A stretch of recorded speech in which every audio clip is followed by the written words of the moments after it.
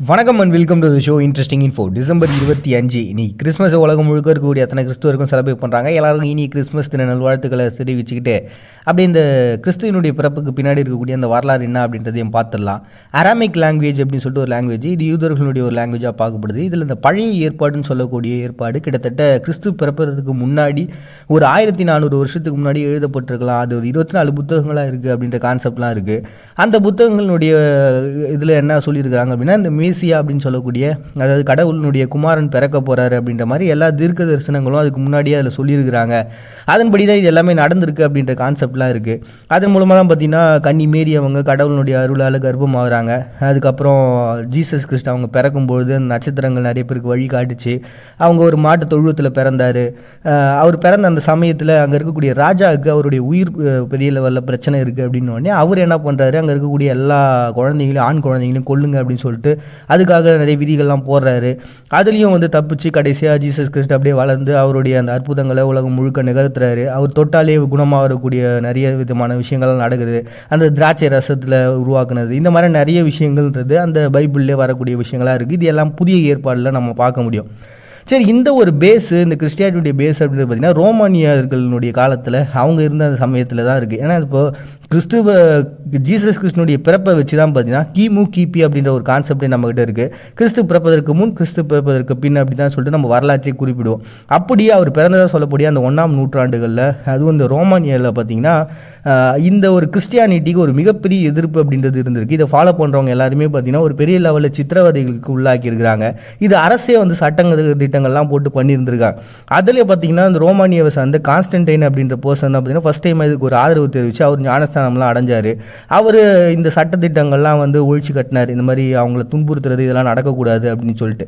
அதை தொடர்ந்து கிபி 4ஆம் நூற்றாண்டில், கிறிஸ்து பிறந்ததுக்கு அப்புறம் 4ஆம் நூற்றாண்டில் ஆர்மேனியாவில் கிங் ட்ரீடேட்டஸ் அப்படின்ற ஒரு ராஜா தான் என்ன பண்ணுறாரு, அரசினுடைய அதிகாரப்பூர்வமான ஒரு மதமாகவும் இந்த கிறிஸ்டியானிட்டியை அவர் கொண்டாடுறாரு. அதை தொடர்ந்து 500களில் இத்தாலியினுடைய ஒரு பெரிய பாரம்பரியமான ஒரு பார்ட்டாகவும் இந்த கிறிஸ்டியானிட்டி மாறுது. அதை தொடர்ந்து இந்த உலகப் போர்கள்லாம் நடக்குது. எங்கெல்லாம் இந்த இத்தாலி, அதாவது யுனைடெட் கிங்டம், பிரிட்டிஷ்காரங்க, இவங்க எல்லாருமே எங்கெல்லாம் போகிறாங்களோ அங்கே இருக்கக்கூடிய பிளேஸில் அங்கே இருக்கக்கூடிய பழங்குடி மக்கள் எல்லார்ட்டையும் அவங்ககிட்ட அந்த மதங்களை அப்படியே கொடுக்க ஆரம்பிக்கிறாங்க. அதன் மூலமாக அந்த மதம் அப்படியே செழித்தோங்கி வளர ஆரம்பிக்குது. இன்னைக்கு கிட்டத்தட்ட 2.38 பில்லியன் மக்கள் இந்த கிறிஸ்டியானிட்டியை ஃபாலோ பண்ணுறவங்க இருக்காங்க. அதாவது உலகத்தினுடைய மக்கள் தொகையில் கிட்டத்தட்ட 31.2% ஒரு பெரிய மதமாக 157 நாடுகளில் முதன்மையான ஒரு வழிபாட்டு முறையாகவும் பார்த்தீங்கன்னா இதை ஃபாலோ பண்ணிகிட்டே இருக்கிறாங்க.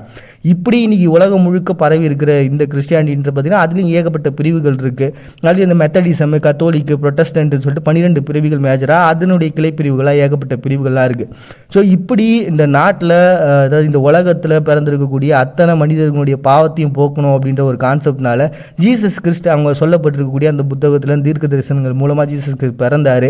அவர் மூலமாக இங்கே இருக்கக்கூடிய மக்களுடைய பாவங்கள்ன்றது அவர் சிறுவையில் அறையப்பட்டு அதன் மூலமாக மக்களுடைய பாவங்கள் போச்சு அப்படின்ற விஷயங்கள்லாம் இருக்குது. அப்படிப்பட்ட ஒரு இறை தூதரை கொண்டாடக்கூடிய, அவருடைய பிறப்பை கொண்டாடக்கூடிய ஒரு விஷயம் தான் பார்த்தீங்கன்னா இந்த கிறிஸ்மஸ். இந்த கொண்டாட்டன்றது முறையை எப்படி உருவாயிடுச்சு அப்படின்னு பார்த்தோம்னா 4ஆம் நூற்றாண்டில் ரோமானியர்கள் தான் இதை உருவாக்கி இருக்கிறாங்க. அப்போ இந்த சங்கராந்தின்னு சொல்லக்கூடிய அந்த கிளைமேட் சேஞ்ச் இருக்கு இல்லையா, அதனுடைய தொடக்கமாக இருக்கக்கூடிய இந்த 25ஆம் தேதி சூஸ் பண்ணியிருந்திருக்காங்க. ஆனால் இந்த டேட் அப்படின்றது பார்த்தீங்கன்னா வேரி ஆகிட்டே தான் இருக்குது. ஏன்னா அது வசந்த கால உத்தராயணம் சொல்லிட்டு மார்ச் மாதத்துலேயும் இந்த ஒரு டேட்டை வச்சுருந்துருக்காங்க அவருடைய பிறப்பா. அதே மாதிரி கிழக்கு கிறிஸ்டியானிட்டிலாம் பார்த்தீங்கன்னா ஜனவரி 6ஆம் தேதி இந்த ஒரு செலிப்ரேஷன்றது இருக்கும். ஸோ இப்படி ஒரு கான்செப்ட்லாம் அந்த சமயத்தில் இருந்திருக்கு. அதுக்கப்புறம் காலப்போக்கில் தான் பார்த்தீங்கன்னா இந்த டிசம்பர் 25 அப்படின்றத சூஸ் பண்ணியிருக்காங்க. ஸோ அதை தொடர்ந்து தான் பார்த்தீங்கன்னா இன்றைக்கி நம்ம கொண்டாடக்கூடிய இறை தூதரனுடைய ஒரு பர்த்டேவை செலிப்ரேட் பண்ணக்கூடிய ஒரு நாளாக, உலகம் முழுக்க அதிக மக்கள் ஃபாலோ பண்ணக்கூடிய ஒரு இறை நம்பிக்கையாக இந்த கிறிஸ்மஸை இன்றைக்கி கொண்டாடுறாங்க டிசம்பர் 25. நெக்ஸ்ட் இன்றைக்கி குட் கவர்னன்ஸ் டே அப்படின்னு சொல்லிட்டு இந்தியாவில் ஒரு டே செலிப்ரேட் பண்ணுறோம். இது அடல் பிகாரி வாஜ்பாய் அவர்கள் பதவி ஏற்று கிட்டத்தட்ட 6 வருஷம் நம்ம நாட்டை ஆண்டார். அவருடைய ஆட்சின்றது ஒரு நல்லாட்சி அப்படின்ற ஒரு கான்செப்ட்னாலேயும் அவர் பிறந்த அந்த டேட்டை சூஸ் பண்ணி இன்றைக்கி இந்த குட் கவர்னன்ஸ் டே அப்படின்ற ஒரு கான்செப்ட் இந்தியாவில் செலிப்ரேட் பண்ணுறோம். அப்புறம் கான்ஸ்டியூஷன் டேவை இன்றைக்கி தாய்வான் செலிப்ரேட் பண்ணுறாங்க. இது ஒரே கட்சி அப்படி ஆட்சி முறை அப்படின்ற ஒரு கான்செப்ட் இருந்தது. அதுவும் இந்த சின்ஹாய் புரட்சி அப்படின்னு சொல்லிட்டு ஒன்று நடந்தது. அதன் மூலமாக பார்த்தீங்கன்னா இந்த குயின் வம்சத்தினுடைய ஒரு பெரிய ஆட்சி, அவங்களுடைய அதிகாரம் அப்படின்றது முழுசாக போச்சு. அது 1946 ஒரு மாற்றங்களுக்கு அப்புறமா சட்டத்திட்டங்களை வகுத்தாங்க. அந்த சட்டத்திட்டங்கள் 1947 இந்த நாளில் நடைமுறைக்கு வந்தது. அப்படியே அவங்களுக்கான சட்டத்திட்டங்கள் நடைமுறைக்கு வந்த அந்த ஒரு நாள் நாளை, அந்த ஒரே கட்சி ஆட்சி முறைன்ற கான்செப்ட் ஒழிஞ்ச அந்த ஒரு நாளை இன்னைக்கு கான்ஸ்டியூஷன் டே அப்படின்னு சொல்லிட்டு தாய்வான் செலிப்ரேட் பண்ணுறாங்க.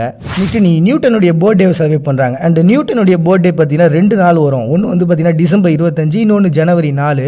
இதுக்கு காரணம் இருக்குது. ஏன்னா ஜூலியனுடைய கேலண்டர் படி டிசம்பர் 25ன்னு வரும். கிரிகோரியனுடைய கேலண்டர்ஸ் வந்ததுக்கப்புறமா அந்த டேட்ன்றது ஜனவரி 4 அப்படின்றத மாறிச்சு. ஸோ அதனால் இந்த 2 டேட் பட் மேஜராக பார்த்தீங்கன்னா அந்த பாரம்பரியமாக டிசம்பர் 25 தான் அவருடைய பர்த்டேவை சூஸ் பண்ணுவாங்க.